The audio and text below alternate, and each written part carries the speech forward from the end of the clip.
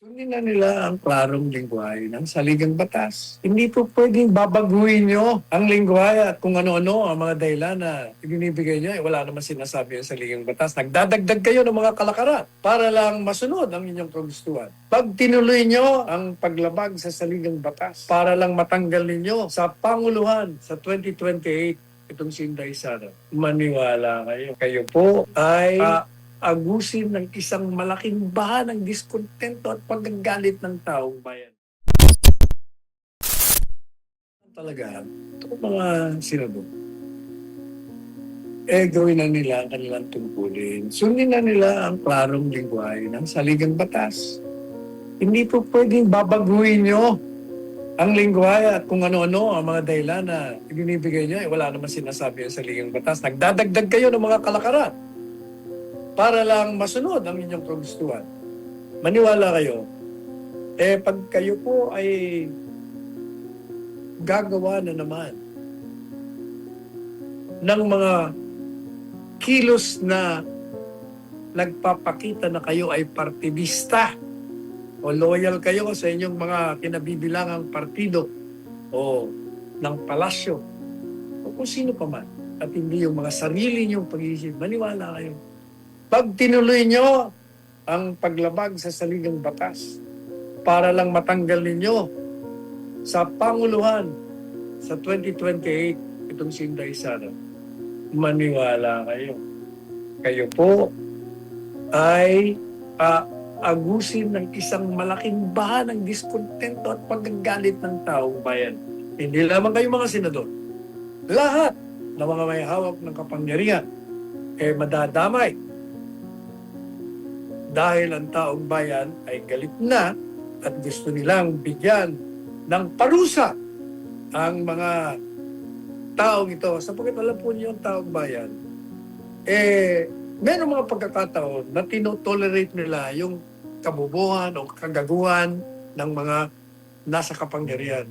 Pero meron din ng hangganan. There is a limit to the patience of the Filipino people. There is a limit to their tolerance of idiocy. So please spare them. Go back to work. Paniwala kayo. Pag hindi, sigurado mawawala kayo dyan sa inyong kinauupuan. Kasama na ang lahat ng may hawak ng kapangyarihan na nabigo, natugunan ang mga pangangailangan ng bayan at sundin ang kanilang sinumpaang sa saligang batas na bibigyan nila ng proteksyon at pagsisilbihan nila ng buong katapatan ang sambayanang Pilipino na naglukluk sa kanila sa kanilang kinalalagyan ngayon. Ayan, maraming salamat po Attorney Sal sa inyo pong naibahagi sa taong bayan patungkol sa isyong ito.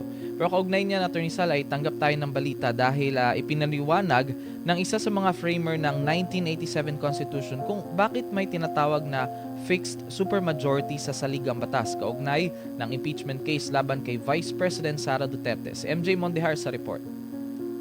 Pwede bang bumoto sa isang impeachment trial ang absent na senador? Ito ngayon ang isa sa mga pinagtatalo ng paksa kaugnay na nalalapit na impeachment trial ni Vice President Sara Duterte sa July 6. Sa 24 incumbent senators, 2 ang posibleng hindi makalahok kapag nag-convene ang Senado bilang impeachment court. Ang mga ito ay sina Senator Ronald Bato de la Rosa na nagtatago dahil sa ICC warrant at Senator Jingo Estrada na pinatawan ngayon ng 90-day suspension kaugnay ng kanyang mga kaso sa Sandigan Bayan. Batay sa 1987 Constitution, kailangan ng boto ng 2/3 ng lahat ng senador o 16 na boto upang makonvict ang isang opisyal sa impeachment trial. Gayunman, ayon kay retired Supreme Court Associate Justice Antonio Carpio, maaaring bumaba sa 15 o mas mababa pa ang bilang ng boto na kailangan upang makonvict si BP Duterte. Depende raw sa bilang ng mga senador na kwalipikadong bumoto. Paliwanag ni Carpio, ang 2/3 vote requirement ay dapat ibatay lamang sa mga senador na legal na nakagaganap ng kanilang tungkulin at kwalipikadong bumoto. Aniya, kung may mga senador na nasa preventive suspension, nagbitiw, pumanaw o hindi na kwalipikadong bumoto, mababawasan rin daw ang bilang ng Senate members na pagbabatayan ng 2/3 threshold.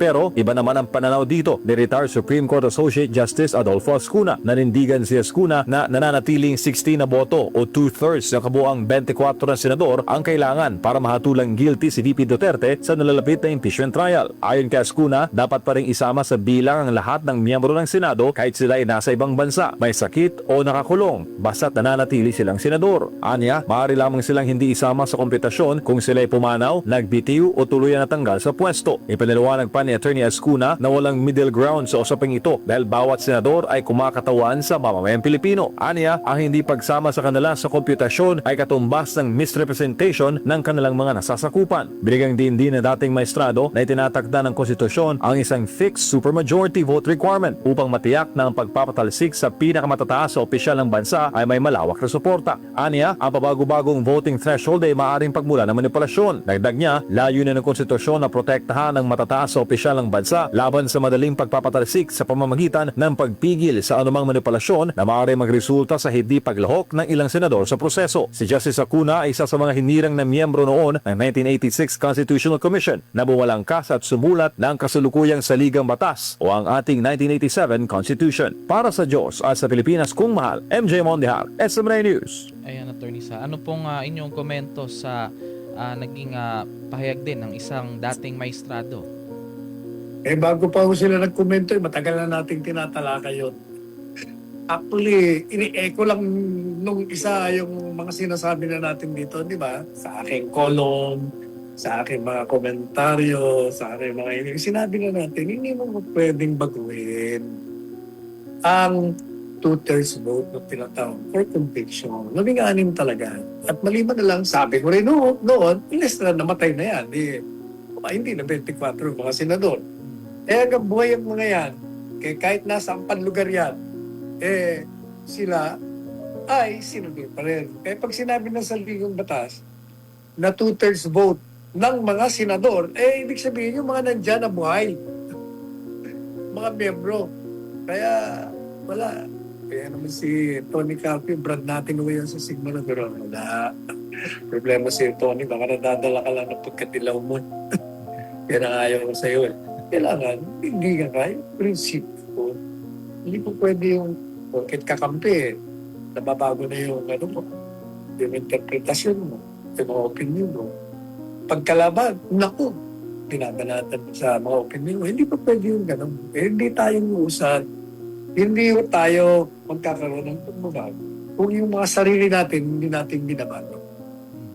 Ayan. Samantala, Attorney Sal, nagpahayag ng matinding pag-aalala yung ilang civil society groups na plano italaga si Senator Chis Escudero bilang presiding officer na impeachment trial ni VP Sara Duterte. Ayon sa mga grupo, maaring makasira daw sa kredibilidad at independensya ng Senado yung naturang hakbang dahil naging controversial nga yung naging papel ni Senator Chis sa nakaraang impeachment proceedings. Iginit nila na hindi sapat ang pagiging abogado upang matiyak ang pagiging patas at walang kinikilingan sa paglilitis. Samantala, ipinahayag naman ni Pangulong Ferdinand Marcos Jr. ang tiwala sa kakayahan ni Escudero. Ngunit sinabi niya ring susuportahan niya kung sino man ang legal at konstitusyonal na pipiliin ng Senado. Patuloy pa rin ang pre-trial conference na impeachment case habang pinag-aaralan ng House Prosecution Panel ang posibilidad na humingi ng paglilinaw sa usapin ng bilang ng boto na kinakailangan para nga sa conviction, Attorney Sal. Ano po ang inyong masasabi sa yung agam-agam no nung ilang mga grupo tungkol sa pagkakatalaga kay Escudero bilang presiding officer? Kung Ayan, napag-usapan na rin natin yan. Sabi na rin natin ang posisyon yan. Yung kung presiding officer, kahit na hindi abogado yan, madali lang naman mag-preside. Yan yung mga dali lang pag-aralan yan. It's a matter of procedure. Sa kanila lang yung mga sa tabi mo mga consultant mo. Hindi yung problema yan. Pagdating naman kay Escudero, dahil kini-question naman ang kanyang kredibilidad, dahil dun sa di umano, na mali ang kanyang ginawa. Pero sabi ng Korte Suprema, tama naman ang ginawa niya. Bakit naman pinagpipilitan niyo pa rin mali? Yung forthwith, di ba? Yun ang pinagkaguluhan. Yes, Sabi ng Korte Suprema, reasonable. Yung mga kalakaran, hindi mo basta natanggap mo lang yung articles of impeachment, tuloy na agad. Yan, marami ka pang preparasyon, marami ka pang pag-aaral. Eh, ang problema nga, yan ang problema nga sa atin. Pag ikaw ay contrast sa tao o sa kinabibilangan nitong grupo, abay nababago, kahit na tama, ginagawa pa rin mali. Yung mali naman, ginagawa tama. O, yan ang problema. Ayan. At well, sa iba pang issue, Attorney Sal, ay nais naman ni Senator Erwin Tulfo na magpasa ng batas na magpapatupad ng no work, no pay policy para sa mga matataas na opisyal ng gobyerno lumiliban sa trabaho ng walang malinaw na dahilan.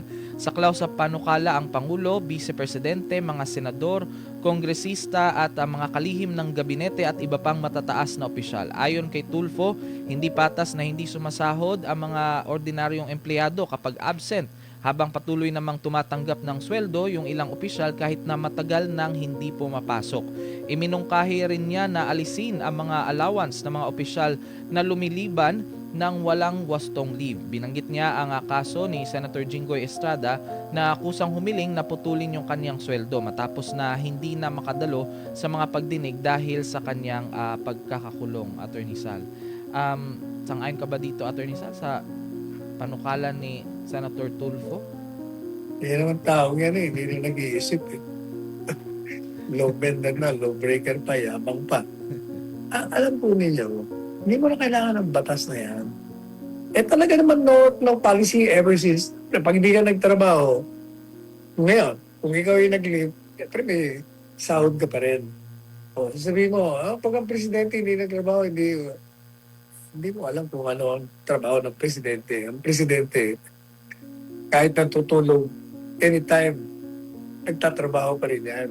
Oo, kalakuhan yung batas mo, isip ka muna. Hindi mo kailangan yan. Meron din kasing pumupuna sa kanyang panukala, Attorney Sal, na pinapatungkulan niya yung sa case or sa issue ni Senator Bato na yun nga, hindi pa nga nagpapakita pero tumatanggap pa rin daw ng sweldo, Attorney Sal. Pero sinabi lang natin yan. Hindi nga nagpapakita pero ginagawa niya yung trabaho niya. Yung staff, ginagtatrabaho. Merong mga ginawang mga panukalang batas, trabaho. Bakit hindi kailangan magsweldo?